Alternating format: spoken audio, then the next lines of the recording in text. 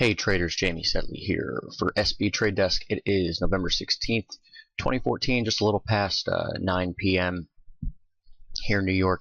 And I wanted to do a video on dollar yen because we might be at a huge turning point here, or at least a very important turning point. Don't know how big it is obviously just yet, but we've been tracking this median line parallel for a week and a half or so. Upper median line parallel is a possible resistance point, ending point, for an upside move. And typically you do prefer a downsloping line to trade with on the short side and an upsloping line to trade with on the long side, but sometimes that rubber band gets stretched so far that the reward to risk situation is worth taking a shot on. So that's where we are here now. Now, why would this be important? Because you can draw lines all over the place, and how do you know that this one is one that may influence the price trend and lead to some sort of exhaustion and have us go the other way? Well, if you look at the median line from that structure, okay, you've got a lot of inflection points. Here you've got inflection points, here and here.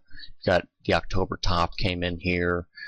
Even the lower median line parallel, after it was breached for some time, came in as support, along with the year open at 105.30. The low is 105.19. But we've had lots of important moves off of the median line and off of the lower median line parallel. So here we are at the upper median line parallel.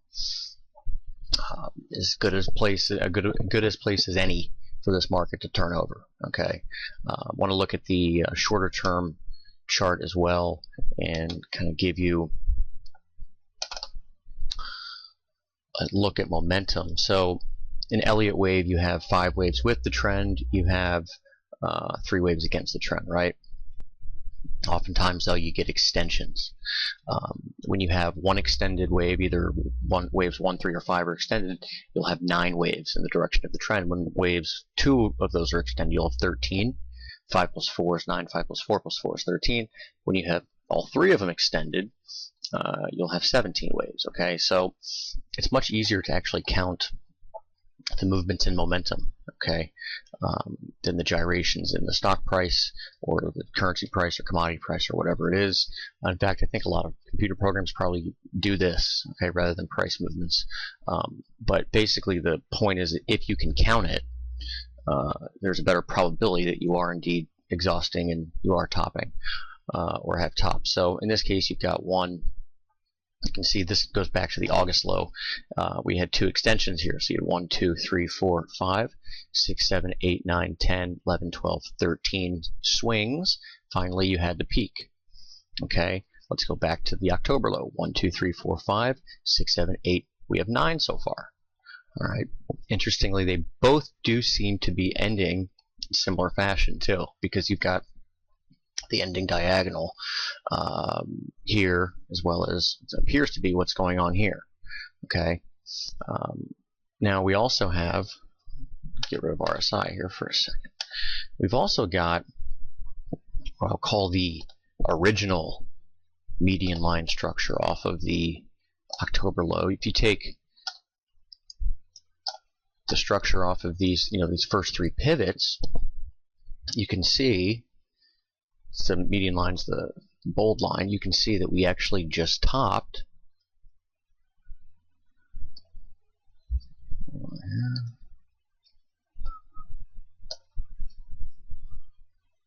the heck? Oh, I gotta redraw this thing. Came off of its pivots there. Alright, so draw that here. Here, there we go. Okay, so you can see that we actually just kind of topped at it. Okay, I've been pressing against it at each peak.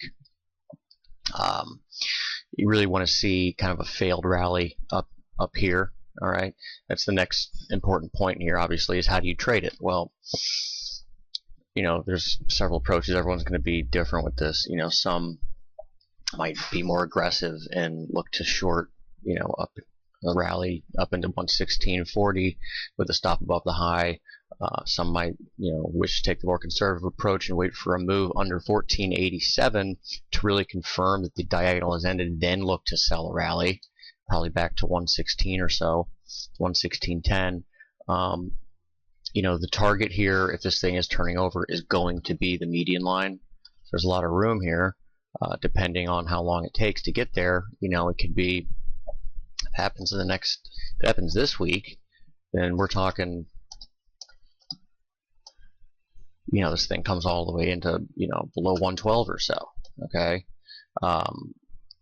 obviously impossible to know. Other price levels to keep in mind: 113.85 is the fourth wave, former fourth wave of one less degree. 112.91 is the month open. 112.31 is the gap. At this point, that has to be treated as an exhaustion gap, of course, or sorry, as a breakaway gap, of course. But bottom line here, folks, is the median line. That's the magnet. That's where the price is probably going to be attracted to, and that's where you want to take this thing. All right. Other ways, methods, if you will, to identify the end of this move. If this is wave 5, one way to do it would be to estimate the end of wave 5 with wave 4. Okay, the width of wave 4. Okay, that would be from here to here, ABC. So you take the distance, price distance, and add that to the breakout level, and that gets you 117.17, just a few pips above where we just topped. There's also wave 1 equal to wave 5. In this case, we've already surpassed that level. Okay, that'd be taking the price distance from here to here, and then adding it to wave 4. I think it was like 116.50 or something. So we're actually starting to sell off pretty hard now. Again, any move back into 116.40, 116.45 is going to be what you want to sell, I think, against the high. Okay, so we'll put an order in here on the ledger and make it official. Other than that, have a great night and hope you enjoyed the video. All right, take care.